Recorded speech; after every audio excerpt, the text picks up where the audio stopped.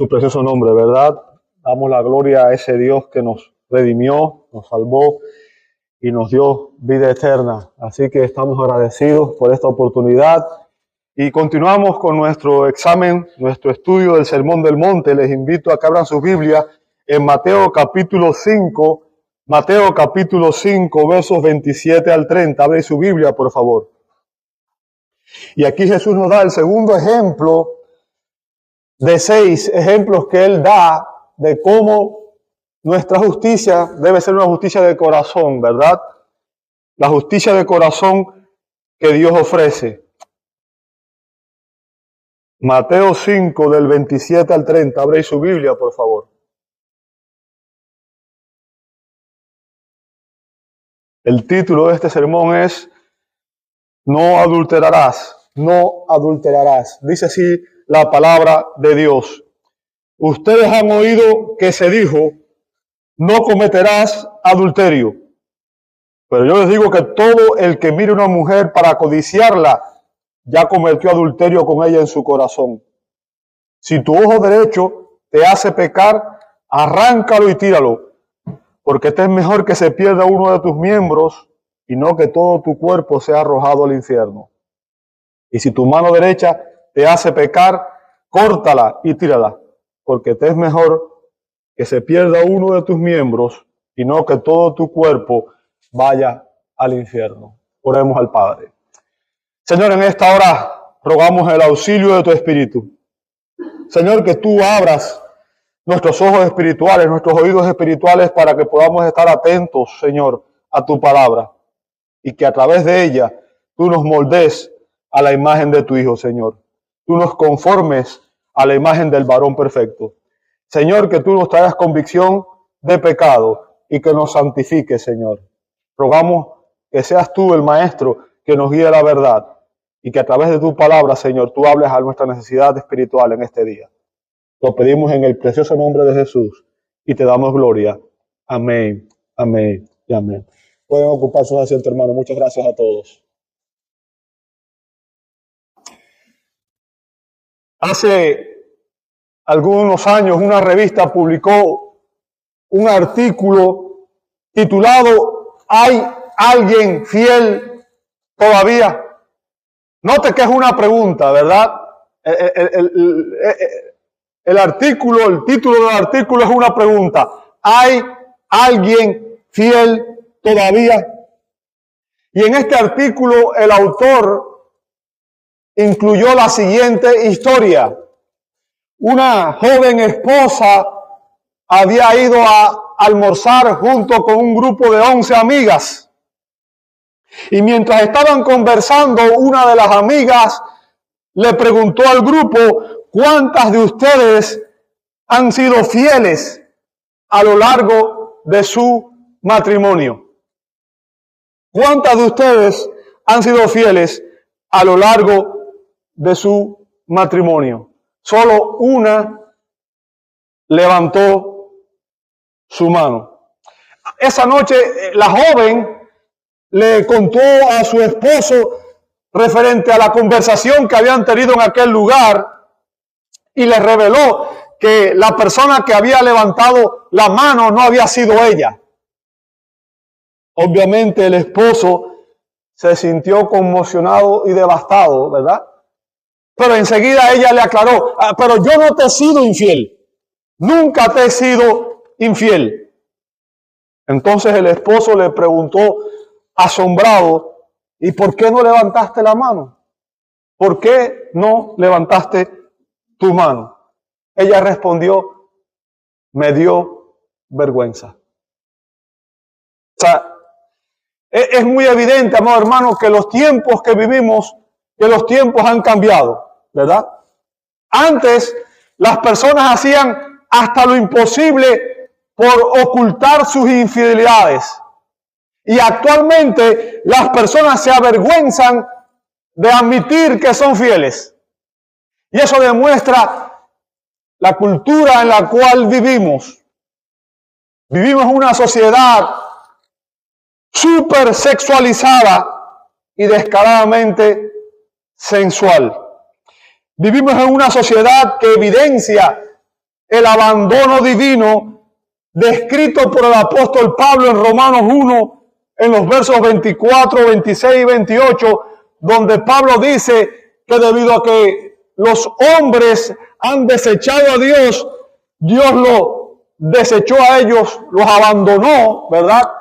Y si usted ve en el verso 24 de Romanos, dice que lo primero que va a ocurrir en la sociedad es una revolución sexual, o sea, va a ocurrir una revolución sexual en la cual se van a perder los límites.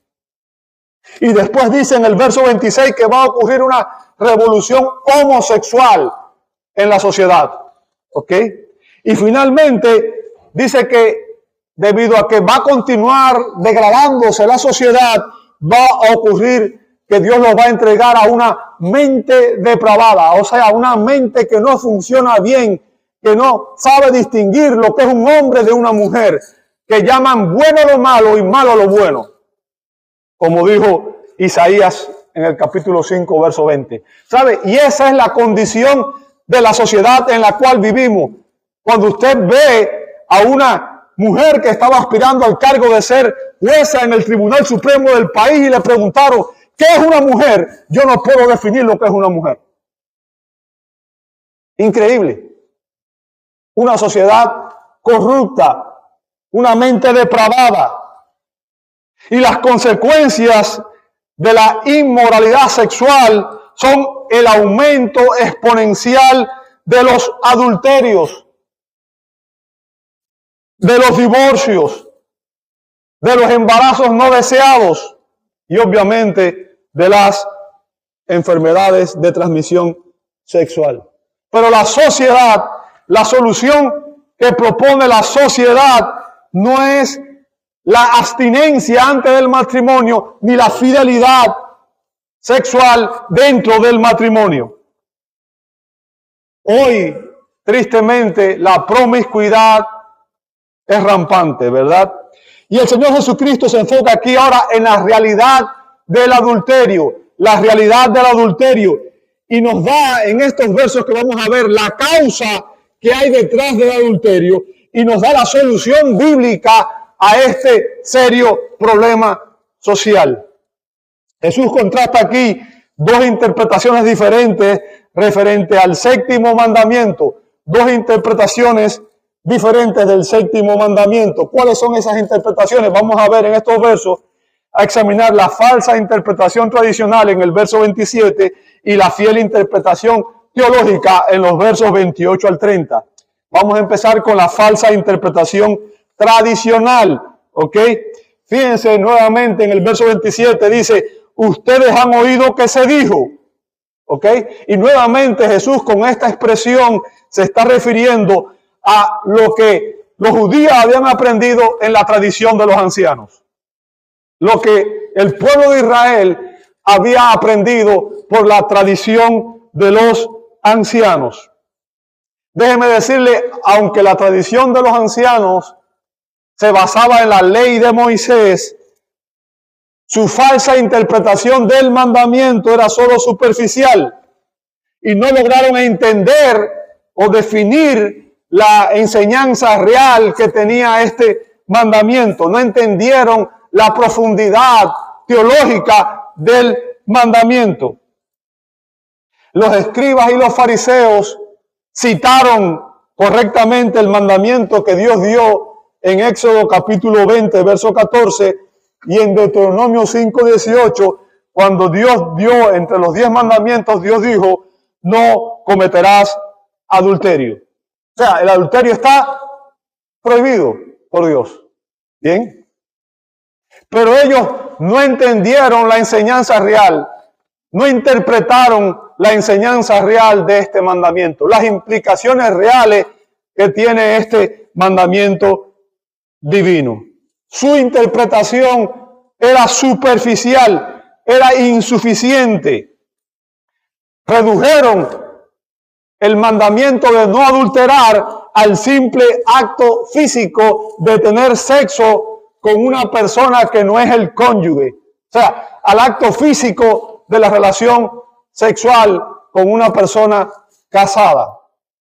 Por lo tanto, ellos consideraban que si una persona no había tenido sexo con otra persona que no fuera su cónyuge, ya había cumplido perfectamente la ley de Dios. Ahora, esa era la falsa interpretación que ellos dieron, ¿verdad? Y Jesús aquí va a contrastar esa falsa interpretación y nos va a dar la verdadera. Jesucristo va a ampliar la comprensión del adulterio para incluir la lujuria interior, la lujuria en el corazón del pecador. Los escribas y los fariseos no habían entendido que el séptimo mandamiento debía ser explicado a la luz del décimo mandamiento, cuando Dios dijo en Éxodo 20:17 y en Deuteronomio 5:21, no codiciarás la mujer de tu prójimo. No codiciarás la mujer de tu prójimo. ¿Dónde empieza la codicia? En el corazón y con los ojos. Empiezo a ver algo que me gusta y lo quiero para mí. Y yo lo codicio, lo quiero obtener a toda costa. ¿Ok?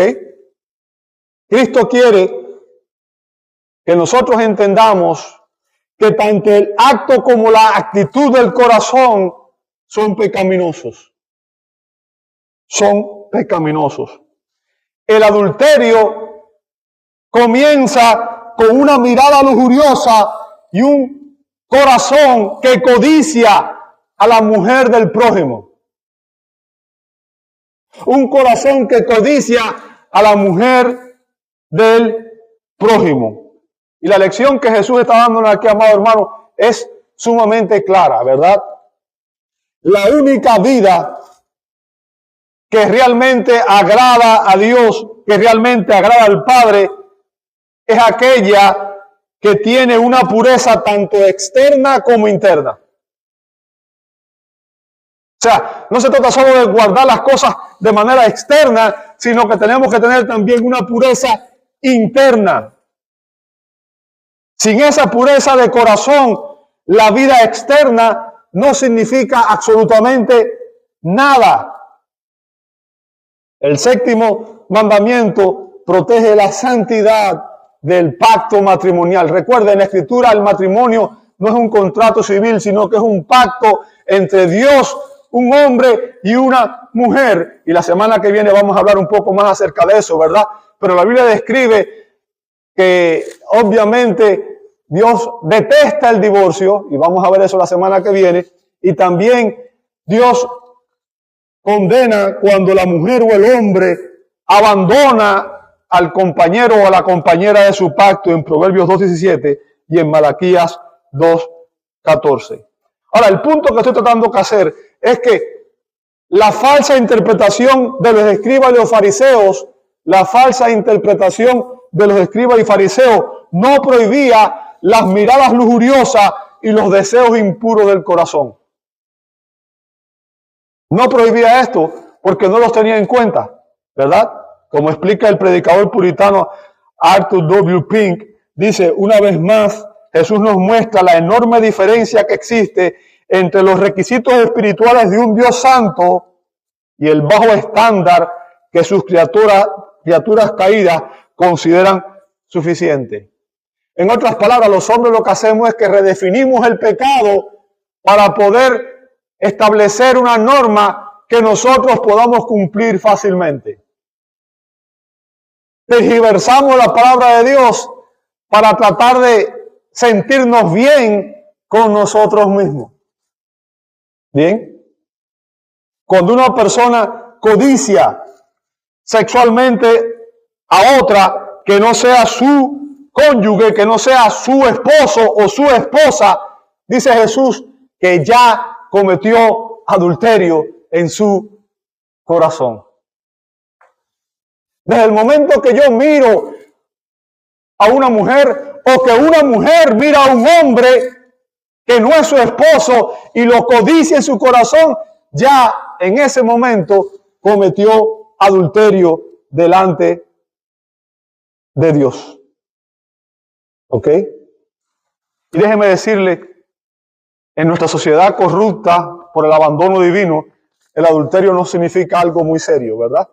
No significa algo muy serio. Sin embargo, ante los ojos de Dios, el adulterio es un pecado tan abominable, tan serio, que Dios ordenó que los culpables de adulterio fueran castigados a la pena máxima, a la pena de muerte. Usted puede ver eso en Levítico 20:10. Dice la Escritura: si un hombre comete adulterio con la mujer de otro hombre, que cometa adulterio con la mujer de su prójimo, el adúltero y la adúltera ciertamente han de morir. ¿Se imagina que estuviera vigente hoy ese mandamiento? Entonces, el punto, amado hermano, es que los hombres siempre rebajamos el estándar divino, las normas divinas, para tratar de sentirnos bien con nosotros mismos. Y eso es lo que hace la falsa interpretación de la Biblia. Yo cambio lo que Dios dice para poner algo que yo puedo cumplir fácilmente, y de esa manera yo me siento cómodo, me siento bien. Pero eso es lo que hace la falsa religión, te da una falsa seguridad, ¿verdad?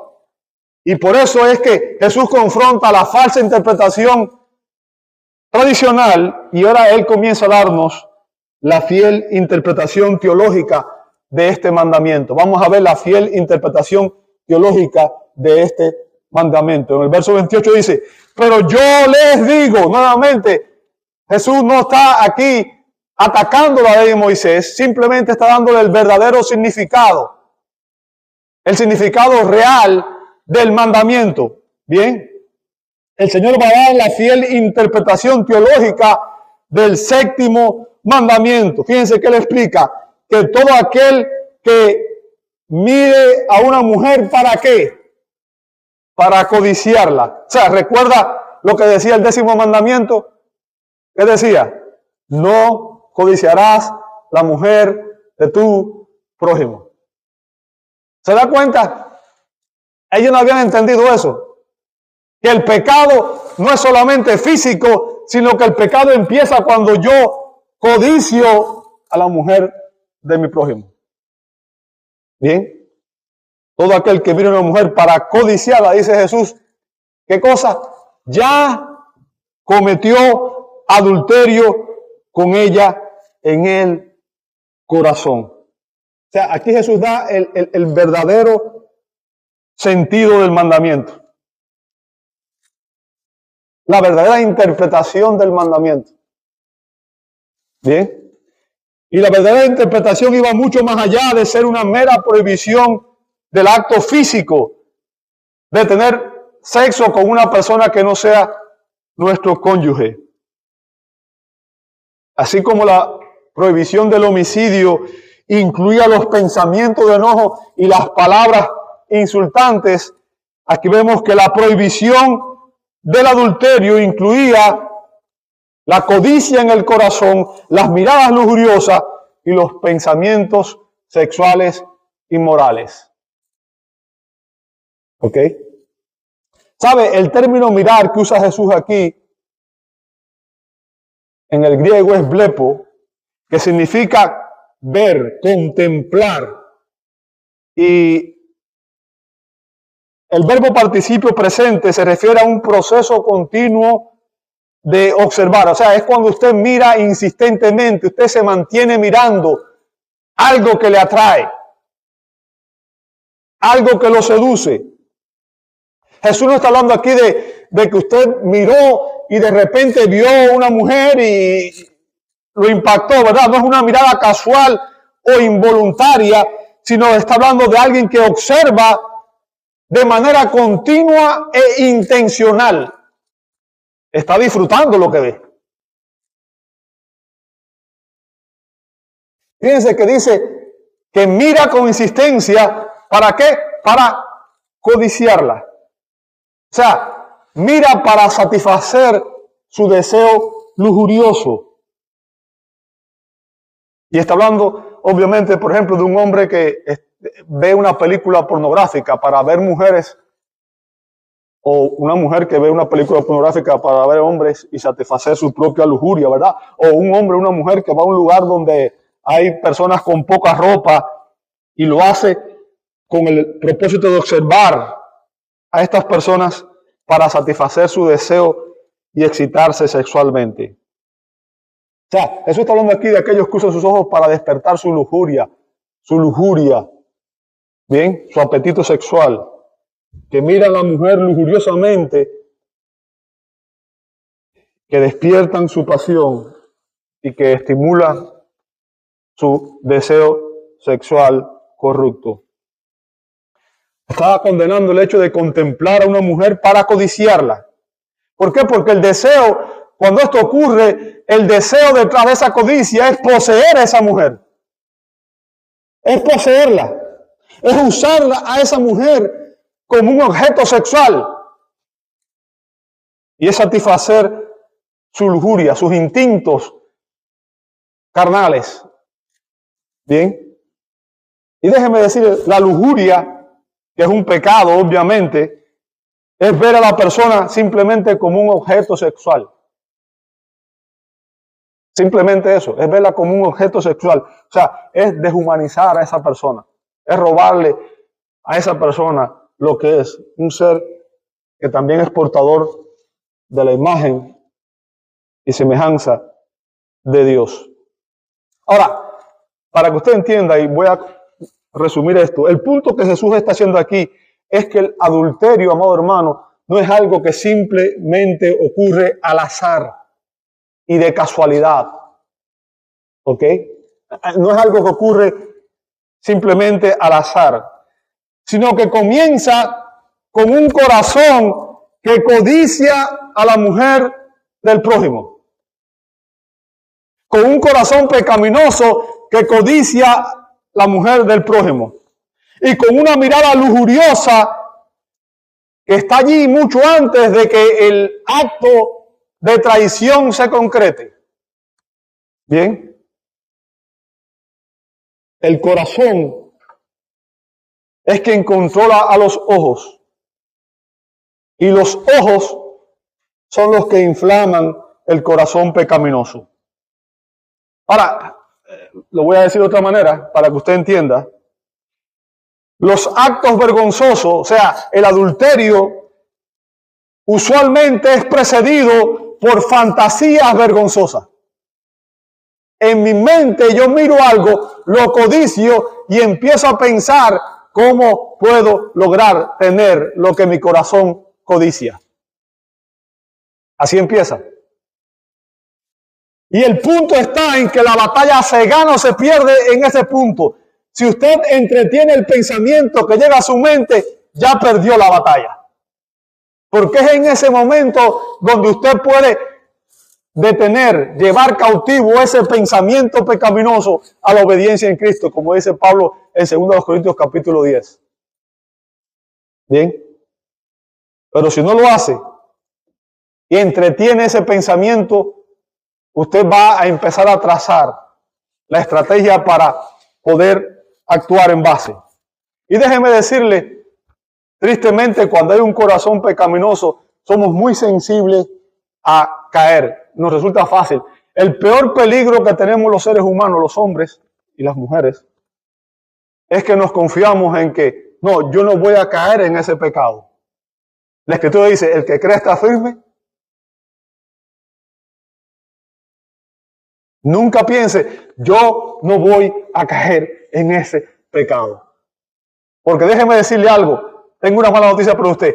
Usted y yo, todos somos susceptibles a caer en cualquier pecado. ¿Sabe? Creo que la historia más famosa referente al adulterio la tenemos en el Antiguo Testamento, ¿verdad? Lo que pasó con David. Y recuerde, David era un creyente genuino, era un hombre con un corazón conforme al corazón de Dios. Pero ¿sabe qué pasó con David? David se confió. David se confió. ¿Y cómo yo lo sé? Bueno, vamos a ver un momentico. Segunda de Samuel, capítulo 11, versos 1 al 4. Segunda de Samuel 11, versos 1 al 4. Dice ahí la palabra de Dios. Aconteció en la primavera, en el tiempo cuando los reyes salen a la batalla. ¿Dónde debía estar David? sea, debía estar con su ejército, ¿verdad?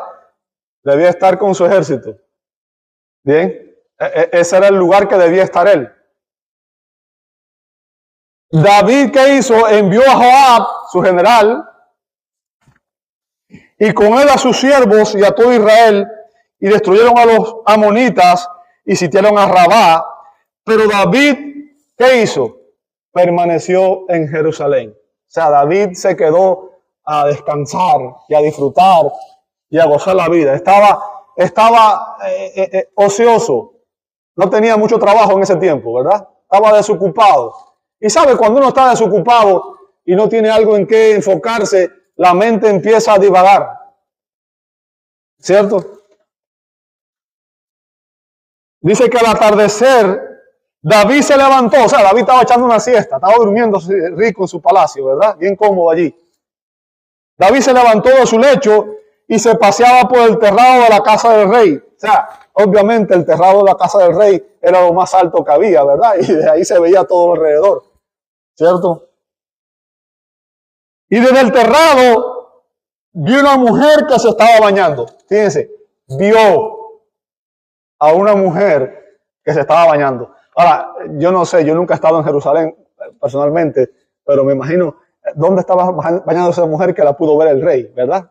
Me parece no sé, algo inapropiado que una mujer se esté bañando en un lugar donde la puedan ver otros hombres. Pero bueno, el punto es que David estaba allí en el techo, muy tranquilo, disfrutando, ocioso, y de repente se para en el techo y hace así, mira, y ahí estaba una mujer bañándose. Y fíjense que dice, vio a una mujer que estaba bañando.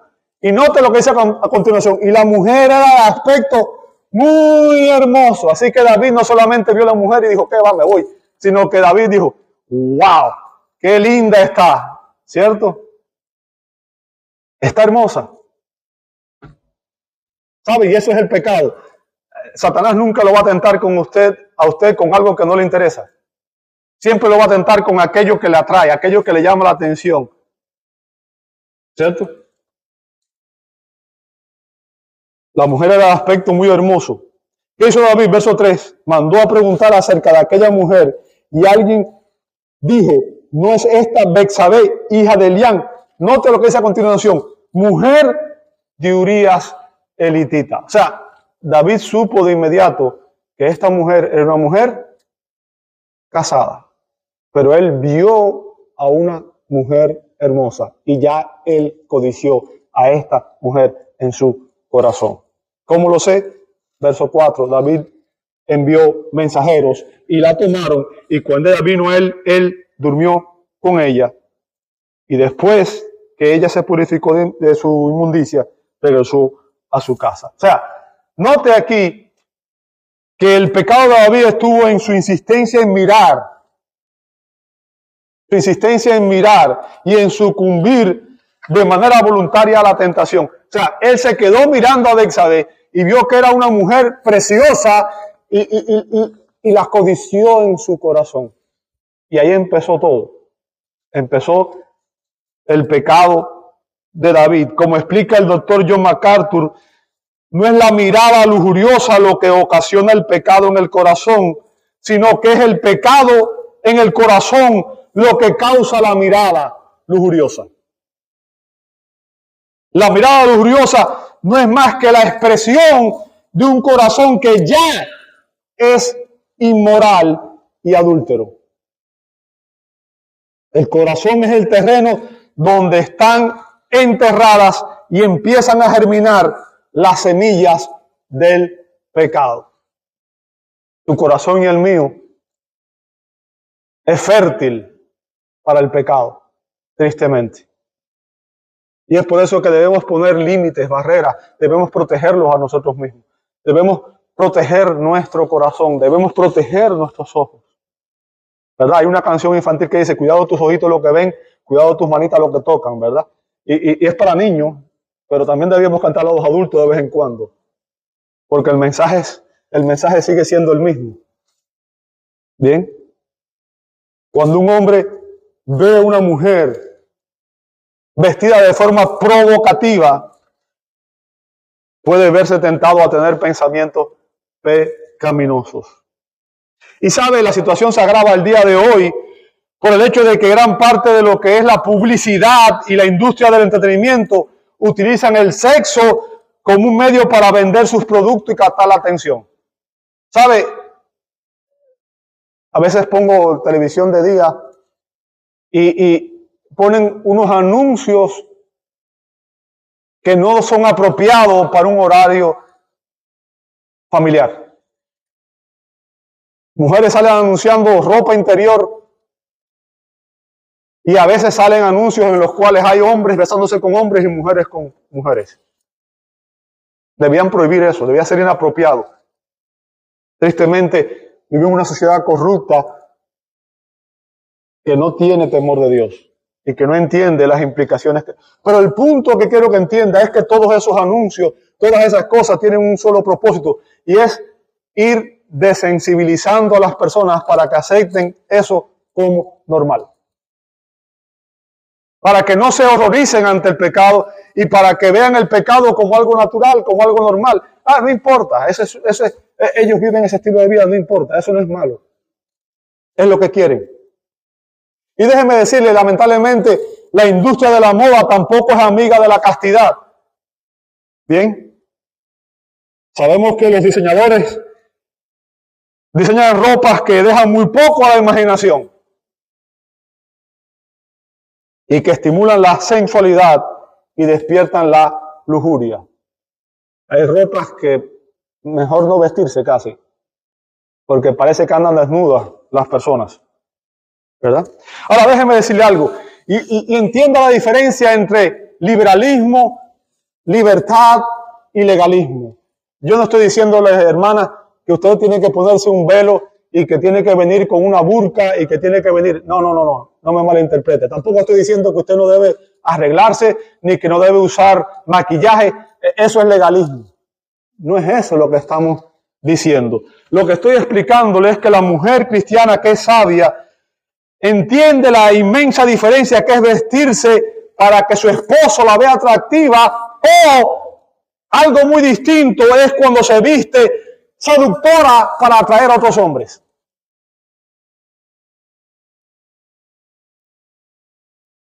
La mujer cristiana sabia debe vestirse de tal manera que no despierte la lujuria de los hombres.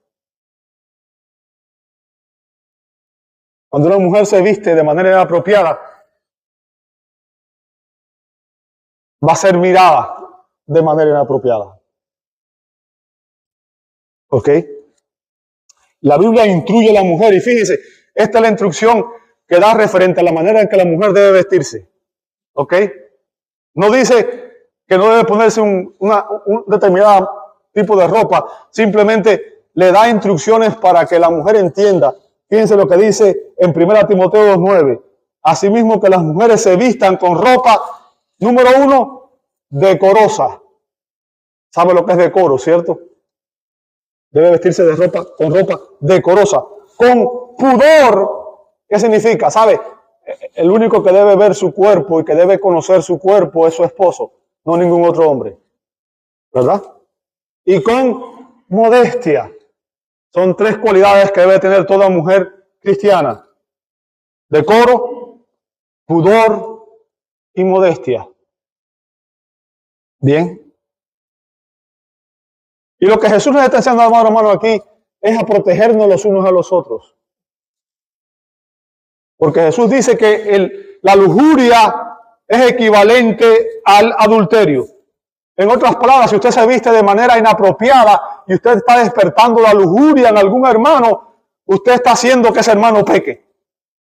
Se está convirtiendo en un objeto de deseo inapropiado. Y obviamente como creyentes no solamente debemos tratar por todos los medios de evitar el pecado en nuestra vida, sino que debemos también hacer todo lo posible por ayudar a que nuestros hermanos tampoco pequen.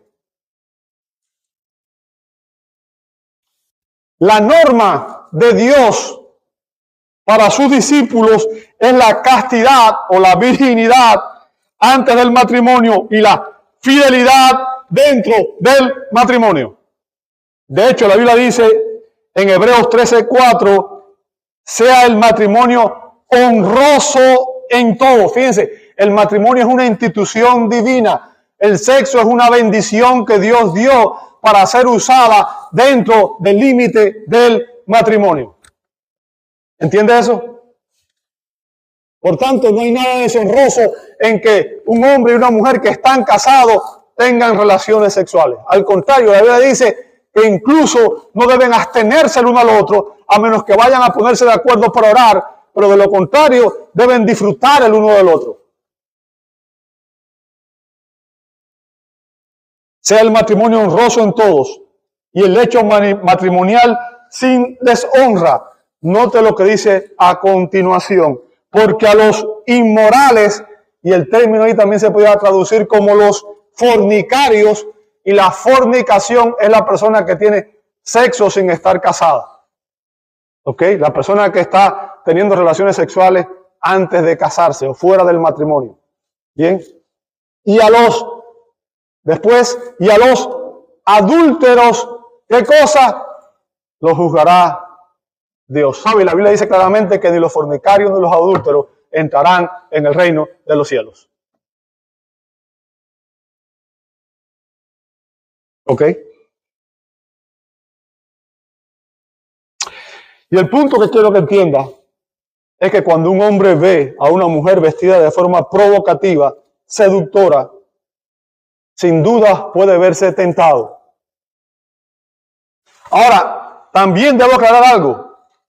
No hay pecado si usted resiste la tentación y usted vuelve su mirada hacia otra parte. ¿Ok? Si David hubiera volteado sus ojos y se hubiera ido a ver, no sé, cualquier otra cosa, no habría caído donde cayó. Pero el punto es que somos débiles. Somos muy débiles. Y por eso, vuelvo y repito, el que cree está firme, mire y que no caiga. Nunca se ponga en una situación en la cual pueda comprometer sus valores. ¿Sabe? El apóstol Pablo nos instruye en 1 Corintios 6:18. Huyan de la fornicación. ¿Qué significa? Escapa por tu vida. Huye. Corre. No te pongas en una posición en la cual puedas caer en eso, porque si lo haces, te estás condenando tú mismo. Huye del peligro. Cuando usted ve un fuego, ¿qué usted hace? Corre del peligro, ¿cierto? Bueno, esto es un pecado que nos condena delante de Dios. Y debemos huir, escapar, correr, alejarnos todo lo posible de él. Fíjense, todos los demás pecados de un hombre que un hombre comete están fuera del cuerpo, pero el fornicario peca contra su propio cuerpo. O sea, hay una implicación en el pecado sexual. Yo quiero que usted entienda, cuando Dios creó el sexo es parte de la relación, pero cuando una pareja está casada, la intención es que la pareja tenga intimidad espiritual, emocional y física. ¿Ok? Espiritual, emocional y física. No se pueden separar esos aspectos. Bien, y como dije, la lujuria es eso, es usar a una persona como objeto sexual, pero eso va a dañar a ambas personas tarde o temprano.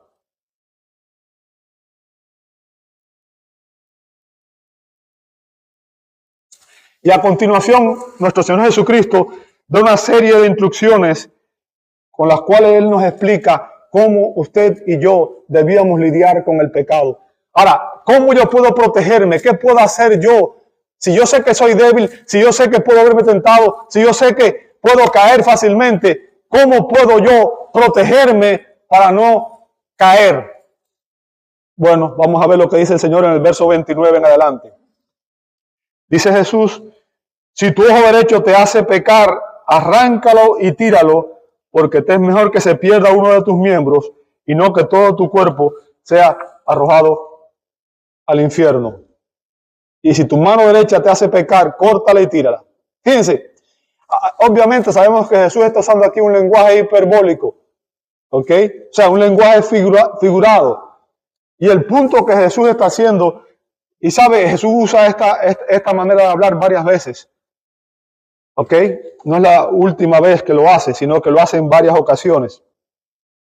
Y lo que Jesús está usando este lenguaje tan especial con un solo propósito, y es enseñarnos que usted y yo debemos lidiar con el pecado de manera radical. De manera radical. Que no debemos jugar con el pecado. No debemos jugar con el pecado. Lo que el Señor está diciéndonos aquí, amor hermano, es que todo aquello que nos cause seducción, todo aquello que sea fuente de tentación para nosotros y que nos arrastre al pecado, debe ser totalmente extirpado de nuestra vida. Eso es lo que está diciendo. Lamentablemente algunos creyentes interpretaron estas palabras de Jesús de manera literal y se mutilaron físicamente. ¿Sabe? El ejemplo más conocido que hay es del erudito del tercer siglo, Orígenes, de Alejandría. ¿Bien? Orígenes dice los historiadores que primero se hizo asceta, o sea, se apartó un lugar, se aisló de todo el mundo, de la sociedad, pensando, pero ni siquiera así logró vencer sus tentaciones carnales.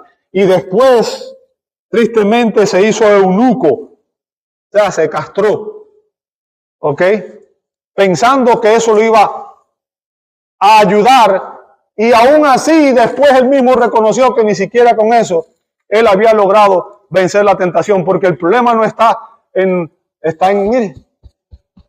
nuestro corazón. Pero bueno, algo que yo quise aquí aclarar es que tristemente ustedes saben que Orígenes fue uno de los precursores de la interpretación alegórica de la Escritura, y lo que quiero que usted entienda es que una falsa interpretación de la Escritura puede conducirnos a un desastre. A un desastre. ¿Ok? De hecho, déjenme aclarar algo. La mutilación o la amputación de órganos fue prohibida por el Concilio de Nicea en el 325 después de Cristo, precisamente para evitar este tipo de interpretaciones erróneas de la Escritura.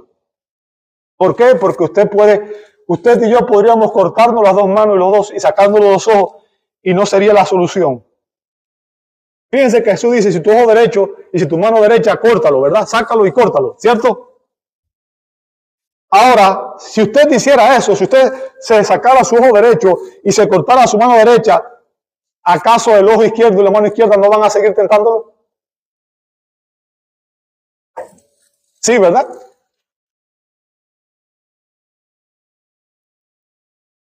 ¿Se podría mantener pura una persona simplemente porque se estirpó un ojo y se cortó una mano? No. ¿Por qué? Porque el problema no está en mi ojo y en mi mano. ¿Dónde está el problema? En mi corazón. En mi corazón. Y aun si me sacara mis dos ojos y me cortara mis manos, en mi corazón y en mi mente yo podría seguir recordando o trayendo a la mente todas aquellas ideas pecaminosas que puede haber en nosotros. Por tanto, la verdadera solución al pecado, ¿dónde está? ¿Dónde está? En un corazón transformado, en un corazón transformado. ¿Sabe? David en el Salmo 51:10 oró de esta manera después de haber pecado con Betsabé. ¿Sabe? El Salmo 51 y el Salmo 32 son dos salmos de confesión. David está confesando su pecado. Bien, después de haber cometido el desastroso pecado con Betsabé, que no solamente lo llevó a pecar, al adulterar, al cometer adulterio por tomar la mujer de su prójimo, codiciar y tomar la mujer de su prójimo, sino que él hizo que el esposo de esa mujer fuera asesinado en el campo de batalla. Así que se convirtió en un adúltero y en un asesino. ¿Entiende eso? David oró en el Salmo 51:10, dijo, cree en mí, oh Dios, un corazón limpio y renueva un espíritu recto dentro de mí. O sea, la limpieza tiene que venir de adentro hacia afuera. De adentro hacia afuera. Y la enseñanza aquí de Jesús, lo que Él nos enseña, amado hermano, es que usted y yo debemos ser vigilantes para evitar el pecado. Debemos esforzarnos por mantenernos puros. Y obviamente sabemos que esas acciones no podrían tener éxito sin la obra santificadora del Espíritu Santo, ¿verdad? O sea, no es en nuestra fuerza que vamos a lograr ser puros de corazón. Es por el poder de Dios y por la gracia de Dios. Usando los medios de gracia que Dios nos ha dado. ¿Sabe? El término que usa ahí y que se traduce pecar significa básicamente escandalizar. Algo que te hace tropezar, te hace caer, ¿verdad? Y aquí no está usado de forma sustantiva y se refiere a un señuelo que se pone en una trampa para cazar animales. Y lo que Jesús quiere que entendamos, amor hermano, es que usted y yo tenemos que identificar en nuestras vidas todo aquello que nos tienta y nos impulsa a pecar. Y debíamos erradicarlo de manera rápida. En otras palabras, si mi tentación es ver pornografía, debo cortar el internet de mi casa y debo quitar el internet de mi teléfono. Si mi tentación es beber, debo alejarme de cualquier lugar donde haya alcohol.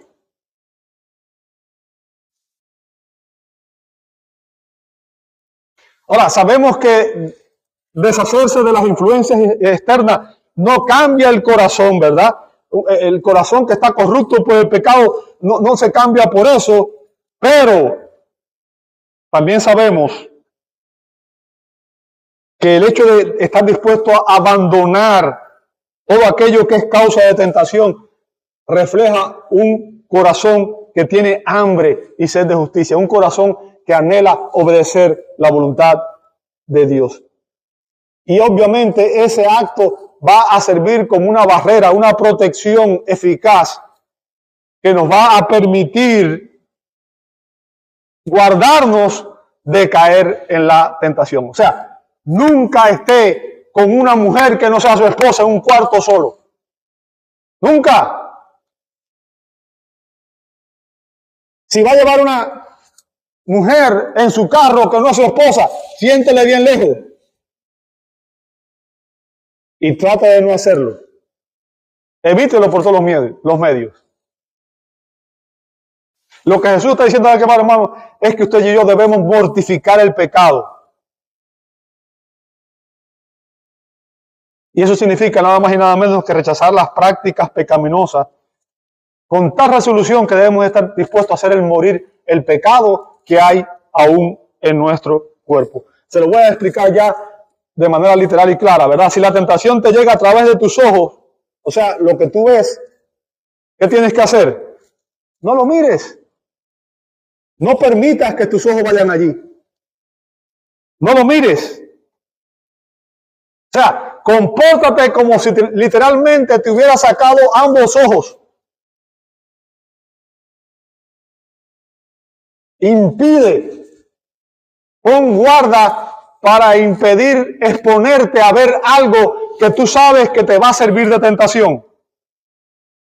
Debemos imitar el piadoso ejemplo de Job, quien dijo en Job 31:1, hice un pacto con mis ojos. Fíjense, Job hizo un pacto con sus ojos. ¿Cómo podía entonces mirar a una virgen? O sea, Job había determinado guardarse puro para Dios, santo para Dios. Y hizo un pacto con sus propios ojos de que no iba a mirar a ninguna mujer que pudiera ser causa de tentación para él. Vuelvo y repito, si eso es una tentación, evítala, corta el internet, corta pasar por un lugar donde hay cosas que son inapropiadas. Y de nuevo, si la tentación nos llega a través de nuestras manos, o sea, de las cosas que hacemos, también debemos dejar de hacerlo. Si nos llega a través de nuestros pies, los lugares donde vamos, también debemos dejar de visitar esos lugares. No visites un lugar donde tú sabes que hay probabilidades de que tú vas a caer en el pecado que te ha mantenido cautivo durante mucho tiempo. ¿Y por qué debemos hacerlo? Ya con esto voy a terminar. ¿Por qué debemos hacerlo? Dice Jesús, porque te es mejor que se pierda uno de tus miembros y no que todo tu cuerpo sea echado al infierno. Ahora, ustedes saben que extraerse un ojo y cortarse una mano es sumamente doloroso, ¿cierto? ¿Cuánto duele? Si usted se da un golpecito en un ojo, le cae una pajita en un ojo y duele profundamente, ¿sí o no? Ahora, note lo que dice Jesús. Es mejor que hagas, obviamente, vuelvo y repito, está hablando de manera alegórica, está diciendo, ¿sabes qué? Lo que está diciendo es mejor privarse de todas esas experiencias de placer temporal, de placer carnal, temporal, que esta vida nos ofrece. ¿Por qué? Porque ese placer temporal te va a llevar al infierno eterno. Y sabe, el infierno eterno es el sufrimiento eterno, la eterna condenación, es la separación eterna entre un hombre y Dios. ¿Sabe? No hay otro predicador que haya hablado más sobre el infierno que Jesucristo. Debemos entender que el infierno es una realidad y la Biblia dice que todo pecado es motivo de condenación.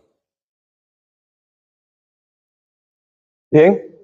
Y Jesús nos está haciendo una advertencia muy seria.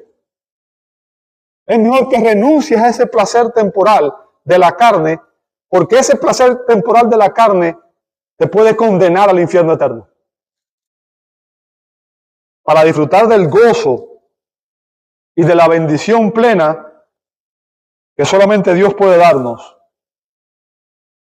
y disfrutar de su reino eterno, debemos buscar ser fieles a Dios, íntegros delante de Dios, con nuestros cuerpos y nuestros corazones. Como dijo el apóstol Pablo en Romanos 12, ya con eso termino, ofrezcan, les ruego por la misericordia de Dios que presenten sus cuerpos como un sacrificio vivo, santo, agradable a Dios, que es vuestro culto racional. No se conformen a este siglo, sino sean transformados por medio de la renovación de vuestro entendimiento, para que comprueben cuál es la buena voluntad de Dios, agradable, santa y perfecta. La voluntad de Dios para tu vida y para mi vida es agradable, santa y perfecta, cuando nosotros la entendemos y vivimos acorde a ella.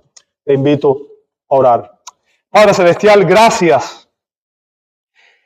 Gracias porque Cristo nos da el verdadero significado de este mandamiento. Y nos demuestra, Señor, que el pecado no es solamente el acto físico, sino también está en los pensamientos y en las intenciones de nuestro corazón. Gracias porque nos has salvado, Señor. Nos has transformado. Nos ha dado una nueva vida espiritual. Señor, anhelamos obedecerte. Señor, ayúdanos para que podamos poner en práctica lo que hemos aprendido el día de hoy.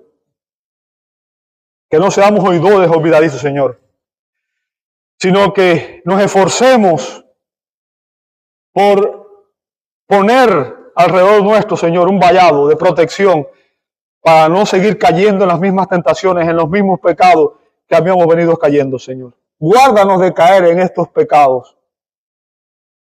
Señor, y si alguna persona ha caído en alguno de estos pecados, Padre, rogamos que tú obres y le traigas, Señor, el perdón que solamente tú puedes dar. El perdón a través de la fe en tu Hijo, Señor. Y Padre, sabemos que fuera de Él no hay perdón. Rogamos, Señor, que en tu gracia tú nos sostengas y que nos ayudes, Señor, para continuar siendo transformados a la imagen de tu Hijo. Lo pedimos en el precioso nombre de Jesús y te damos gracias. Amén, amén y amén. Dios le bendiga, hermano.